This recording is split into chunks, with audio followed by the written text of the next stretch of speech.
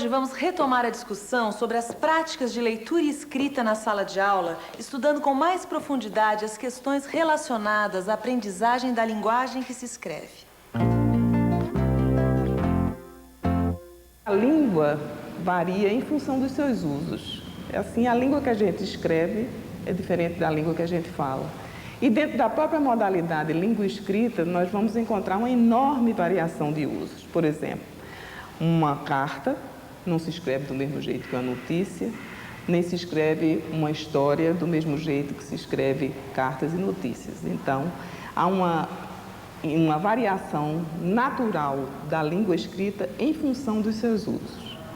E que uma das questões cruciais na aprendizagem da língua escrita seria exatamente, por parte do seu usuário, apropriar-se desses diferentes usos da língua. Na vida prática, na vida em sociedade, muitos adultos e crianças estão naturalmente expostos a um dia a dia do qual esses textos fazem parte. Quer dizer, eles interagem com essas formas de linguagem no seu dia a dia, seja escutando, seja produzindo, seja lendo, seja escutando alguém ler.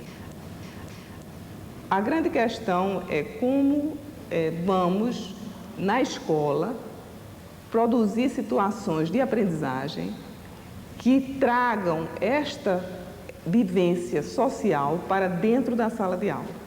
Através da leitura, os alunos entram em contato com toda a riqueza do mundo da linguagem escrita. Quando os alunos ainda não sabem ler, é o professor quem realiza as leituras, emprestando sua voz ao texto. Mas sem esquecer que ler é diferente de contar. Ao ler uma história, o professor deve fazê-lo sem simplificar, deixando claro que o que foi lido é o que está escrito no livro. Assim, as crianças vão diferenciando a linguagem falada da linguagem escrita.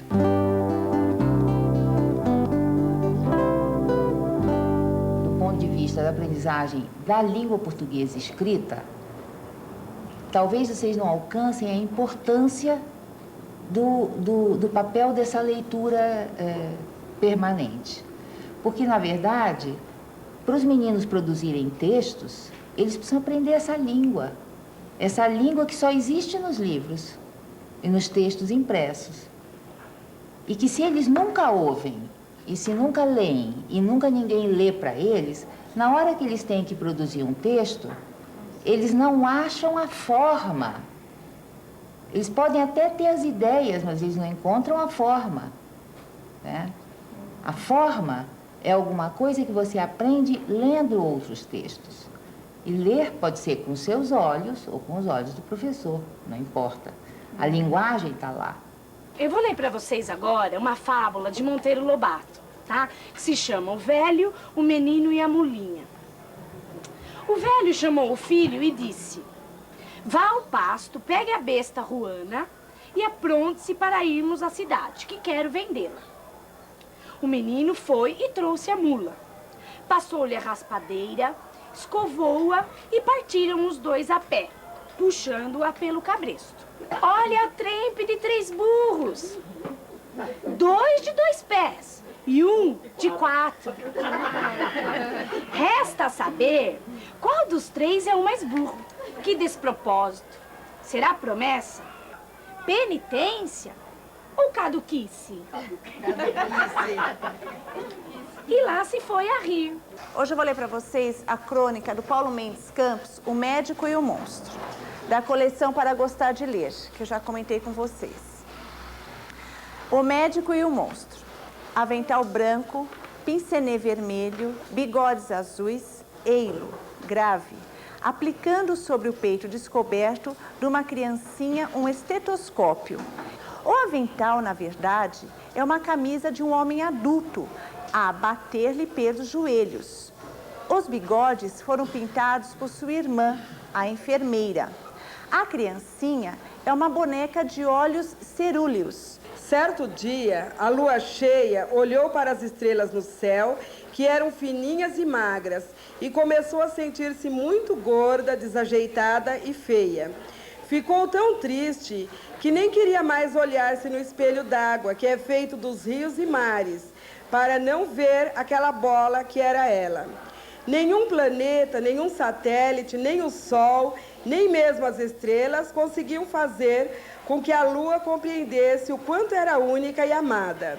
É ouvindo contos que os alunos vão desde muito cedo se apropriando da estrutura da narrativa, das regras que organizam esse tipo particular de discurso.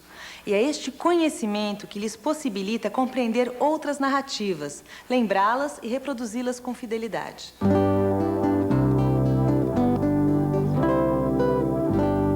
Eu me lembro de situações em que os meninos estavam escrevendo um conto e que estava definido que era um conto de fadas. E aí o menino escrevia assim, ele pegou o carro e falou para a moça. Aí o outro dizia assim, não, isso é um conto de fada. Ele pegou a carruagem e falou para a donzela, certo? Não é assim que se escreve. Então, esse sentido do que é que faz parte de um conto, do que é que não faz, eles aprendem desta forma, com uma capacidade de analisar no uso. Era uma vez uma jovem que tinha pele branca como a neve, os lábios vermelhos como o sangue.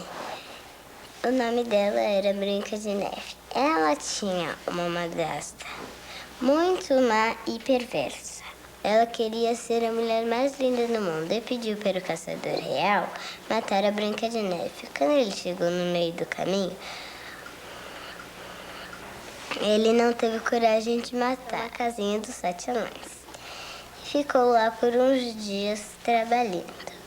Quando a madrasta ficou sabendo que ela estava viva, ficou muito nervosa, se transformou numa velhinha e foi até a casa dos 7 anões oferecer a maçã envenenada para ela.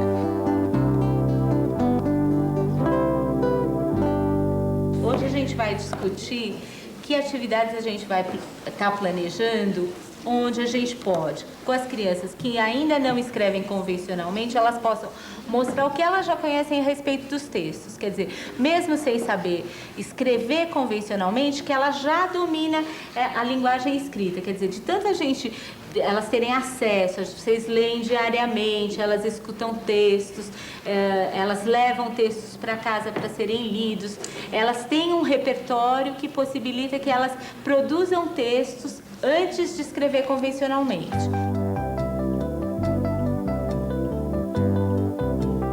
No meu grupo, a gente costuma ler muitos livros, muitas histórias, as crianças costumam contar umas para as outras. Então, surgiu a ideia de contar uma história para um outro grupo de crianças aqui da creche. E cadê a chuva? O boi bebeu. E cadê o boi? Tá atrás da vaca. Cadê o príncipe? Quebrou o pé. E cadê o pé? Chutou a bola. Para uma pessoa, uma criança que nunca teve a oportunidade de entrar em contato com esses diferentes tipos de texto, uma primeira aproximação com esses textos pode parecer um contato, digamos assim, com uma língua estrangeira. Né? Mas as línguas estrangeiras se aprendem, e aqui a expressão língua estrangeira é simplesmente para denotar ou acentuar, enfatizar a diferença que há de uma modalidade oral, por exemplo, para uma modalidade escrita. Era uma vez 3 porquinhos que viviam em uma floresta, que gostavam de vários bichos, menos do lobo mau, que vivia tentando pegar os 3 porquinhos. Um dia, o Plástico, o porquinho mais esperto, teve uma ideia e disse: irmãos, venham aqui, vamos construir casinhas. O Heitor foi lá e construiu a dele de madeira. O Cícero foi lá e construiu a dele de palha. Ele falou: eu vou soprar até essa casa se derrubar. Ele soprou e a casa derrubou. O irmão foi correndo para a casa do segundo porquinho. E o lobo viu uma chaminé. Ele botou fogo lá na panela. Quando ele botou fogo, o lobo desceu queimando o rabo. Ai, ai, meu rabo. E ele foi procurar um rio. E os porquinhos e os bichinhos da mata viraram felizes para sempre. Muito antes de saber ler e escrever convencionalmente, as crianças são capazes de reconhecer diferentes organizações discursivas.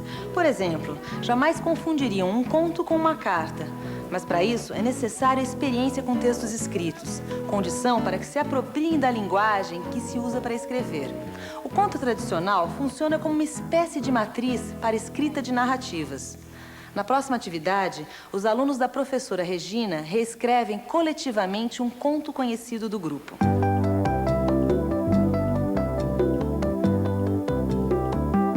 Gato e o diabo. Isso. E o começo? Meu caro Steve. Meu caro Steve. Estou te mandando um gatinho recheado de bombom. Pessoal, e aí? É o Gato e o Diabo ou o Gato de Bill Jensen? O Lucas falou, talvez você não conheça a história do Gato e o Diabo. A Marisa está dizendo para colocar, talvez você não conheça a história do Gato de Bill Jensen. Vai ter 2 Bill Jensen, não vai ter de relação. Como é que a gente coloca, então? Assim, ó, não pode mudar umas palavrinhas, tem que ser tudo igual do livro. A gente pode falar tudo. Pode mudar umas palavrinhas ou não? Pode. A gente também pode escrever e depois ver como é que fica e se quiser pode mudar? Na fita, por exemplo, aparece muito o Guilherme, Pedro Henrique, Lucas, Sharon. São crianças que ainda não escrevem e não leem convencionalmente. E muito antes disso, elas já são capazes de produzir excelentes textos, com estruturas muito próximas ao que se usa para escrever mesmo. Não, pode falar. Eu só quero que a primeira pessoa que atravessar essa ponte venha ser minha. Tá. Não, venha ser do outro. Então eu vou escrever aqui. Eu só quero que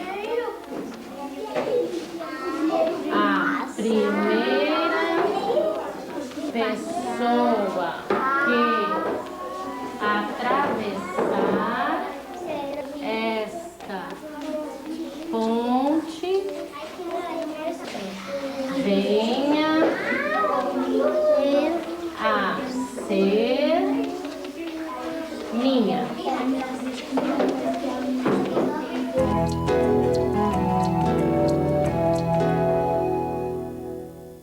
Com frequência, nós realizamos esse tipo de atividade, porque ela dá oportunidade às crianças de revelarem tudo o que já sabem sobre a linguagem que se usa para escrever. Outra coisa importante dessa atividade é que ela é desafiadora tanto para as crianças que já escrevem como as que não escrevem convencionalmente, porque neste momento o que está em jogo não é o sistema de escrita, e sim o que se sabe sobre textos. Nós temos que ler muito para elas, muitos e muitos livros. Só assim a gente garante uma boa atividade e que as crianças se apropriem desta linguagem. Vamos assistir agora os alunos da professora Conceição reescrevendo uma fábula.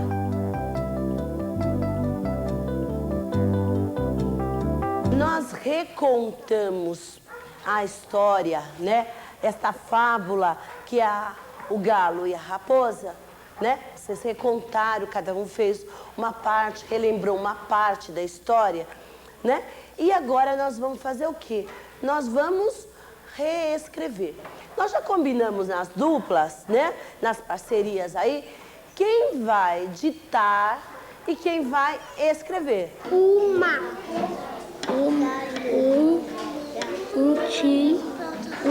Dar.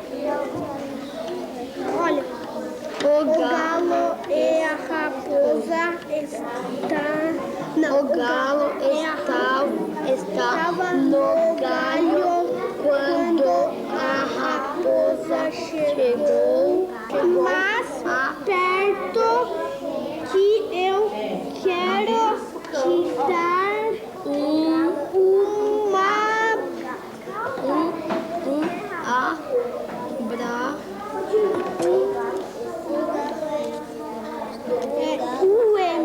sabia?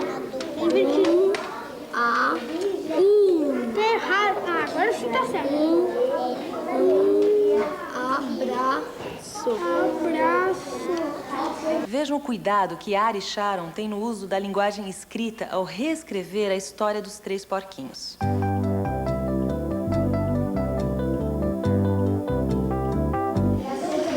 O que mais? Não conseguiu. Então tentou ir pela chaminé. O lobo assoprou e a casa derrubou. Então eles correram até a casa de seu irmão, que era de tijolos. Então o lobo chegou e ele disse: vou assoprar, assoprar, assoprar até derrubar. Disse: quantas vezes você quer assoprar? 2.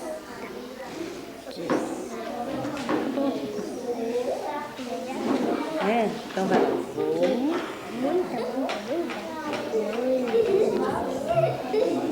É muita.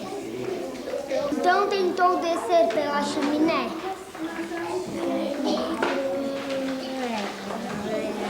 Vou assoprar até sua casa derrubar, mas não consegui. Então tentou descer pela chaminé. Ficou ruim. Não, ficou ruim aqui. O que aconteceu aí, Yara? Olha, chaminé, é mais eles. Então. Tem muito então? Deixa eu dar uma lidinha. Então o lobo chegou e disse: vou assoprar, assoprar até a sua casa derrubar. Mas não conseguiu. Então tentou descer pela chaminé. Então ele... O que você vai fazer? Vai dar um então e vai colocar o mais? Pode ser isso? Pode.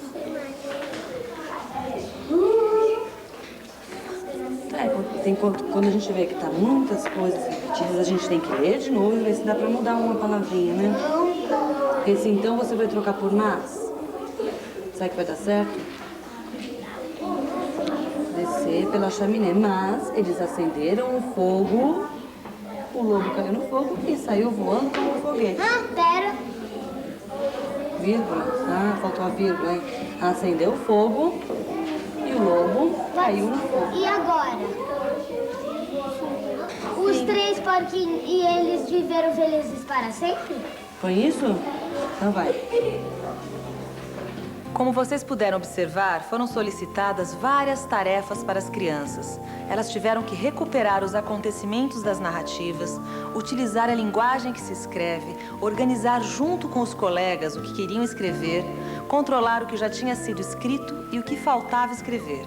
Ao realizar estas tarefas, as crianças estão aprendendo sobre o processo de composição de um texto escrito. Ao planejar uma atividade, é fundamental o professor considerar as características de seu grupo. E foi pensando nisso que a professora Marlene optou por pedir para seus alunos a escrita de uma narrativa apoiada em textos já conhecidos.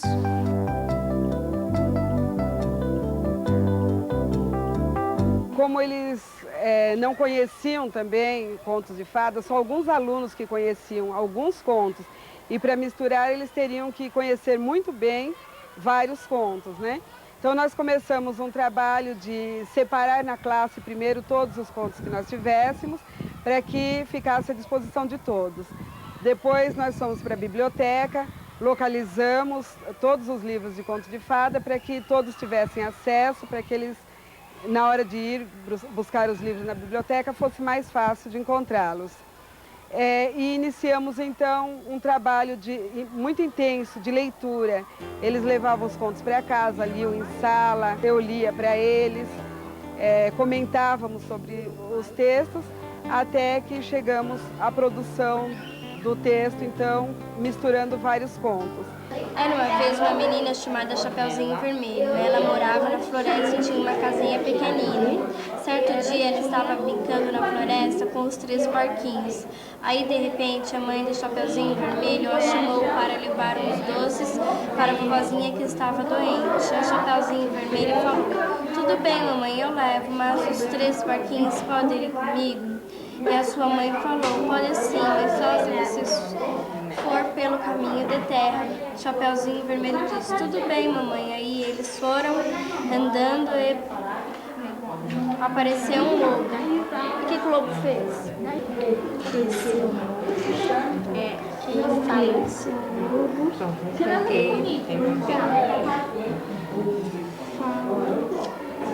Falou ou perguntou? Falou?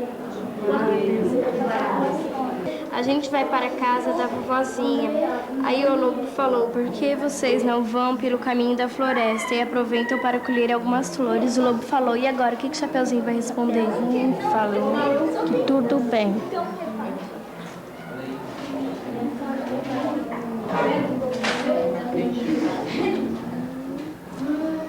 Falou. Aí o Chapeuzinho falou que tudo bem, aí. Os textos que existem no mundo têm diferentes formas, fazem parte de diferentes gêneros que se constituem a partir do uso. Vamos rever o depoimento da professora Valéria quando ela nos explica como o ato de escrever ganhou sentido para seus alunos. Eles têm muito medo de escrever, eles acham que sempre vão errar. Então, quando eu comecei a definir um gênero com eles, quando eu comecei a ler para eles os textos informativos, eu percebi muito interesse. Então, eu propus para que a sala escrevesse todas as informações que eu trazia, né, cada dia, para uma outra sala de primeira série. E foi muito bem aceito pelo grupo. Então, eu comecei a perceber a partir daí que quando a gente começa a definir o gênero, quando a gente escreve para alguém, quando a escrita da criança tem uma função, eu acho que a criança começa a observar e começa a escrever com outros olhos. No jornal, encontramos grande variedade de textos com diferentes graus de complexidade. Apesar de ser produzido para leitura adulta, é um excelente material para aprender a ler, porque, entre outras coisas, tem o poder de trazer o mundo para dentro da escola.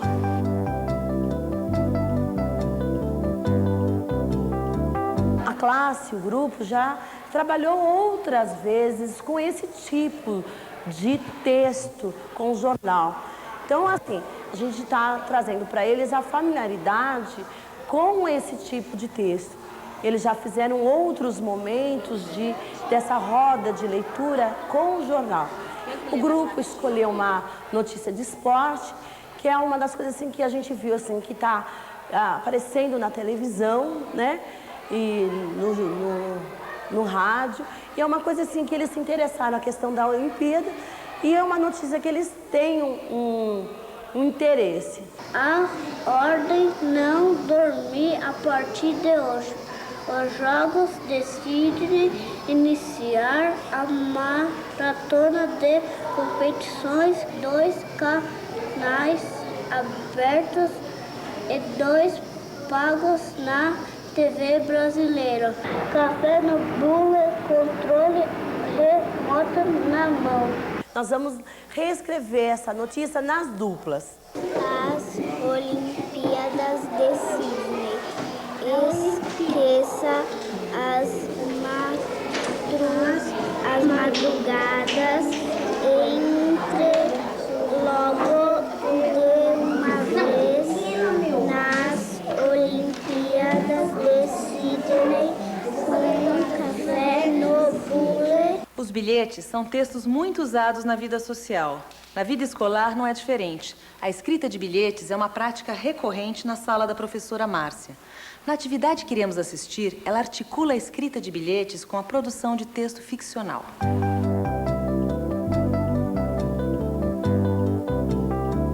A atividade que eu propus hoje na classe é uma atividade de escrita de bilhete, uma produção escrita.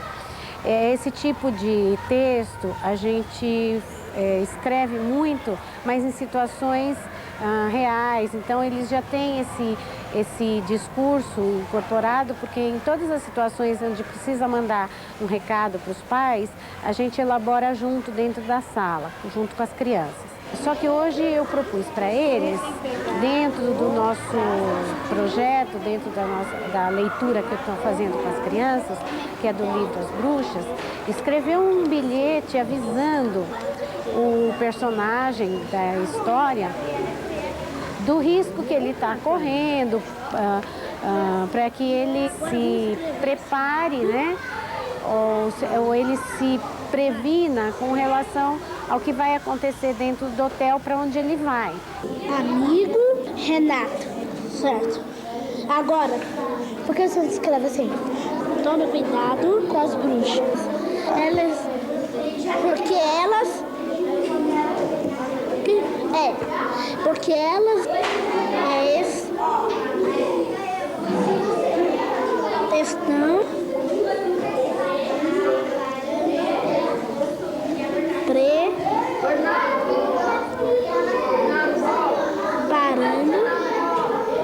a fórmula 86 para fazer ratos.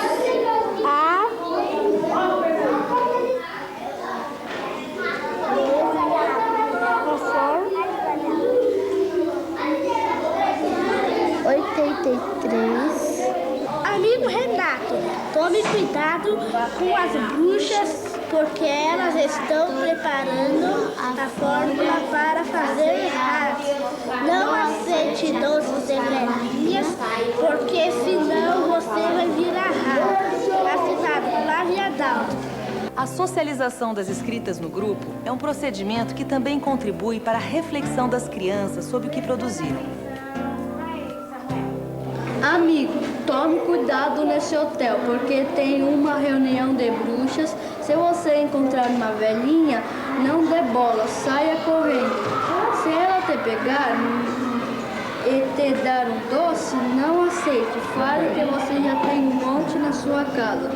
Tome muito cuidado. Essas bruxas estão inventando uma fórmula 86 de ação retardada para fazer ratos. Quando você sair da sua escola e você achar uma velhinha na frente do portão... Na classe da professora Clélia, um grupo de crianças escreve as regras para a brincadeira Pula Elástico, um texto instrucional que tem como característica orientar as ações do leitor.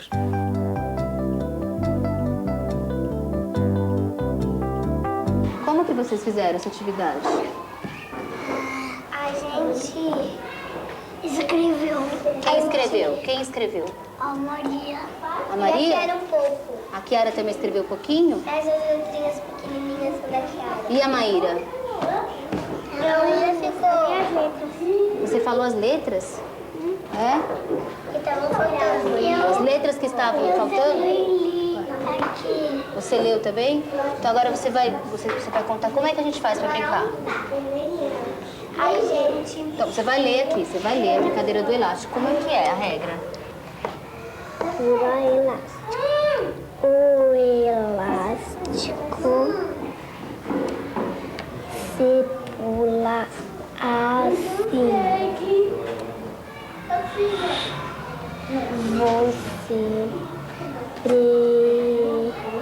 Você pega o elástico e arranja você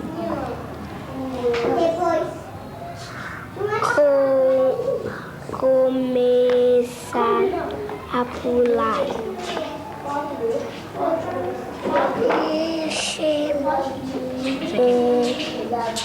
Pode furar a fila.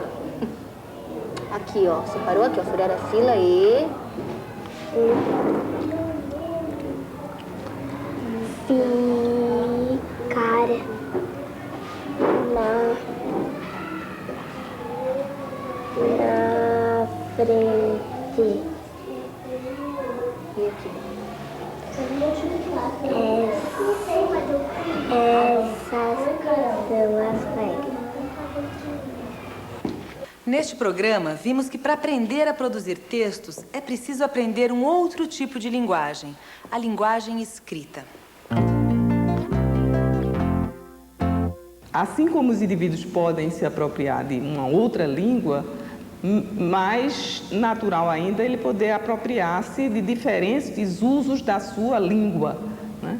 A questão que se coloca aí é a oportunidade que ele vai ter de usar essa língua na escola, né? O contato Nenhuma apropriação textual dessa natureza pode ocorrer na ausência dos modelos. Os modelos são fundamentais. E é daí que a gente coloca a importância da prática usual da leitura em contextos significativos para a criança como um dos mecanismos fundamentais de incentivo à produção textual na escrita.